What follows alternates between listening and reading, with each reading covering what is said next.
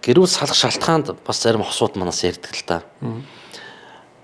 Манай нөхрийн нэгэсвэл аль эсвэл эхнэрэж гэдэг юм уу те аав ээж нь оролцоод тийш дээ. Тэр ерөөсөө монголчуудын дийлэх хувь нь байх гэж би боддог шүү дээ. Охиныхоо амьдрал, хүүгийнхээ амьдралд ордог аав ээжүүд байдаг шүү дээ. Гэхдээ аавууд гэхээсээ илүү ээжүүд нь илүү их байдаг баха. Ингээл найз нөхдүүдийн дунд ярихад л ингээл хатам ээжлээ ээжлэгдэж нэг хатам аавууд бол их оролцдог баха. Гайг баха. Яг вэ одоо би бас мэдэхгүй л байна.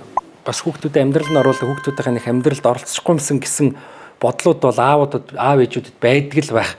Гэтэ бас заримдаа оролцохоос өөр замгүй ч юм шиг санагдаад байдаг шүү дээ. Гэхдээ бүр амьдралд нь бүр гутгалдаж ороод бол ер нь хэрэггүй л бах тий. Тэр бол их байгаа шүү. Байдаг шүү. Гэхдээ заримдаа тэгэл ингээл нөгөө хатам аав ээжтэйгээ бүх амьдралаа ингээ гутгалдаад тэгсэрнээ сайхан ажиргалтай явж байгаа улсууд бас байдаг тий. Тэгсэрнээ нэг хатам ээж мэж нэх ирдгүү хэрнээ нэг ирээд явхаараа нэг хоёр хүүхдийн дунд бүх асуудал үүсгэж явждаг айлч бас байдаг үстэй.